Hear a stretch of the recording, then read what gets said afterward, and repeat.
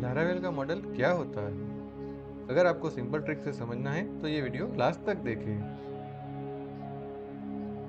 आज के वीडियो में हम समझेंगे लारावेल 13 में मॉडल क्या होता है। सिंपल शब्दों में मॉडल डेटाबेस का मैनेजर होता है। तो दोस्तों, मैंने राइट साइड आपको एक शॉप की इमेज डिस्प्ले करवाई है ताकि आपको ज़्यादा पता चले। जैसे कि शॉप मैनेजर एक मॉडल होता है।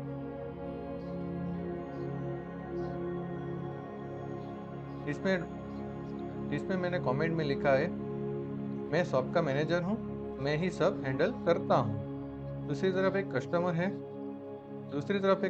है जो शॉप से अपनी ग्रोसरीज ले रहा है। कि शॉप एक डेटाबेस है, प्रोडक्ट आपका टेबल है और मॉडल जो शॉप का मैनेजर है। जब भी कोई कस्टमर आता है, प्रोडक्ट ऐड होती है, प्रोडक्ट अपडेट होती है या डिलीट होती है, ये काम मॉडल करता है। जैसे मॉडल डेटाबेस से कनेक्ट होता है और ऐड अपडेट डिलीट फैच करने का काम करता है। दोस्तों, मॉडल एक हमारा मैनेजर है। मॉडल क्यों इम्पोर्टेंट है?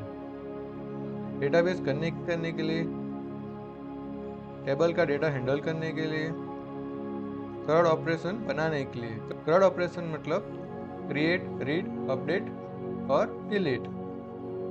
लारावेल में एलिगेंट ORM यूज होता है। मॉडल डेटा का मैनेजर है, आसान, पावरफुल और ज़रूरी।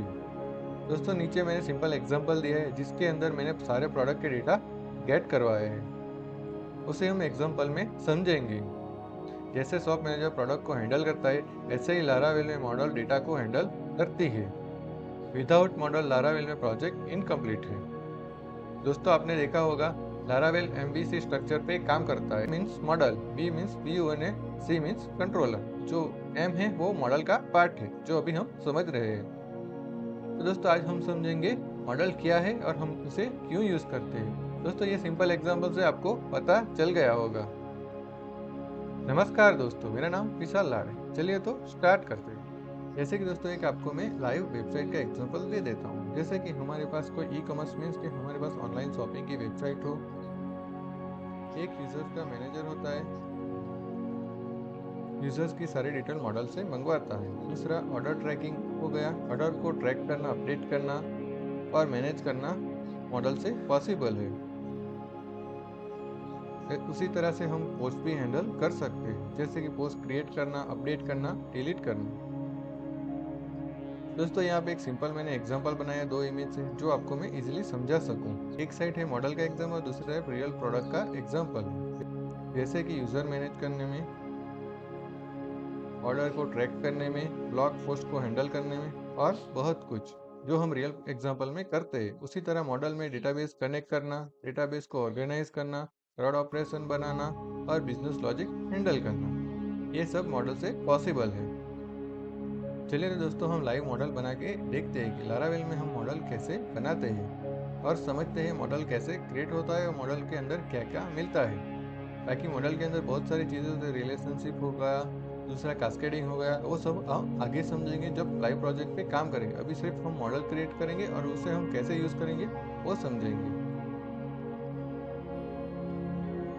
तो हम एडिटर के अंदर आ गए हैं। हमने हमारा विजुअल कोड ओपन कर लिया है, जिसके अंदर हमने हमारा जो प्रोजेक्ट था लारावेल 13 वो भी यहाँ पे ओपन कर लिया है। तो हम पहले अभी मॉडल बनाएंगे। तो दोस्तों, मॉडल हमें कहाँ पे दिखेगा? तो जो हमारा ऐप फोल्डर है उसके अंदर मॉडल्स का एक फोल्डर होता है, जिसके अंदर हमें जितने भी मॉडल बनाएंगे वो सारे मॉडल यहाँ पे हमें दिखेंगे। प्रोजेक्ट इंस्टॉल करते हैं तब हमें ये यूजर का डिफॉल्ट मॉडल जनरेटेड मिलता है। चलिए दोस्तों, हम पहले बनाते हैं हमारा नया मॉडल। तो हम जाएंगे टर्मिनल में और न्यू टर्मिनल हमारा यहाँ पे ओपन कर लेंगे। इसे थोड़ा ऊपर कर देंगे तो आपको सही से दिखेगा। तो यहाँ पे हम लिखेंगे PHP artisan make, make means बनाना। उसके बाद लिखेंगे यहाँ पे मॉडल, हमें जो भी मॉडल बनाना है उस मॉडल का नाम। जैसे कि यहाँ पे मैं अभी प्रोडक्ट का मॉडल बनाता हूँ, बस मुझे कैपिटल लिखना है और जैसे ही मैं एंटर हिट करूँगा तो दोस्तों हमारा मॉडल बन के रेडी हो जाएगा। तो दोस्तों, हमारा मॉडल बन के रेडी हो गया, जिसके अंदर पाथ हमें मिल रहा है ऐप, मॉडल्स और मॉडल का नेम जो हमने दिया है products.php। दोस्तों हम इसे यहाँ से भी डायरेक्ट ओपन कर सकते हैं इस पे क्लिक करके, या फिर हम जैसे ऐप फोल्डर में जाएंगे, मॉडल्स फोल्डर में जाएंगे और प्रोडक्ट्स में जाके भी ओपन कर सकते हैं। दोस्तों अभी के लिए मैं मेरा टर्मिनल बंद कर लेता हूँ ताकि मैं आपको मॉडल का स्ट्रक्चर दिखा सकूँ। जब भी हम मॉडल क्रिएट करते हैं तो हमें कैसा स्ट्रक्चर मिलता है, जिसमें हम पहले PHP स्टार्ट करेंगे और उसके अंदर हम लिखेंगे name space app slash model. Means कि हमारा ऐप फोल्डर है, उसके अंदर का मॉडल फोल्डर है, उसके अंदर हमारा मॉडल है। उसके बाद हम यूज़ करेंगे फसाड को, और मॉडल का होता है जो हमें यूज़ करना रहता है। जैसे कि मैं जैसे ही इसके ऊपर होवर करूँगा तो मुझे दिखा रहा है जैसे illuminate database slash eloquent slash model, जिसके अंदर हमें एब्स्ट्रैक्ट क्लास मिलता है जो मॉडल का पूरा क्लास रहता है, जो सारी फाइल हमें वेंडर के अंदर मिलेगी। तो हम यहाँ पे उसका कोड नहीं लिखेंगे, सिर्फ इसे यहाँ पे हम डायरेक्ट यूज़ करेंगे और उस मॉडल को हम एक्सटेंड करवा देंगे। जैसे कि यहाँ पे मैंने क्लास बनाया है, उसके अंदर मैंने प्रोडक्ट जो मॉडल बनाया है उसका नेम, उसके बाद यहाँ पे मैंने एक्सटेंड दे दिया है और उससे मॉडल के साथ एक्सटेंड कर दिया है। दोस्तों ये एक हमारा मॉडल का क्लास बन गया है। समय समझे तो ये एक हमारा क्लास है, बट इसे हम मॉडल बोलेंगे क्योंकि लारावेल के अंदर को मॉडल को अलग डिफाइन कर दिया है। तो दोस्तों इस तरह से हम मॉडल बना सकते हैं। चलिए दोस्तों मैं आपको दिखा देता हूँ मैन्युअली मॉडल बनाना हो तो कैसे बनाए। जैसे कि हमारा मॉडल का फोल्डर है, इसके ऊपर हम राइट क्लिक करेंगे या फिर यहाँ पे प्लस क्लिक करेंगे, जिसके फोल्डर हमें हमारी फाइल बनानी हो उस फोल्डर को सिलेक्ट करेंगे। और यहाँ पे मैं प्लस आइकन पे जैसे ही क्लिक करूंगा तो यहाँ पे ऑप्शन आएगा ऐड न्यू फाइल। इसी पे मैं जैसे ही क्लिक करूंगा तो यहाँ में पूछेगा मुझे कौन सी फाइल बनानी है। तो यहाँ पे मैं अभी बना लेता हूँ blocks.php, और जैसे मैं एंटर हिट करूंगा तो यहाँ पे हमारी एक न्यू ब्लैंक फाइल बन जाएगी और बाकी का हमें खुद से यहाँ पे लिखना पड़ेगा जब भी हम मैन्युअली हमारी फाइल बनाते हैं। तो यहाँ पे अभी हम लिखेंगे नेम स्पेस, उसके बाद आते हैं हमारी ऐप, उसके बाद आएंगे ऐप, उसके बाद आएंगे मॉडल्स, उस हो गया। उसके बाद हमें एक फसाड यूज करना पड़ेगा, उस फसाड को लिखे यूज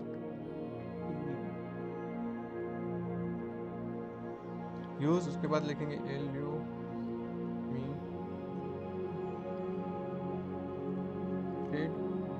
एलिमिनेटेड। उसके बाद यहाँ पे लिखेंगे हम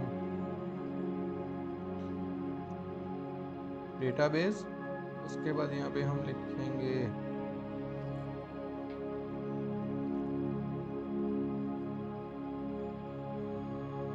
उसके बाद यहाँ पे हम लिखेंगे मॉडल, जिसे हम यहाँ पे यूज कर रहे हैं। यहाँ पे हम क्लास बनाएंगे, उस क्लास का नाम देखेंगे ब्लॉक, जो हमने पेज का नेम दिया था। उसके बाद यहाँ लिखेंगे हम एक्सटेंड्स,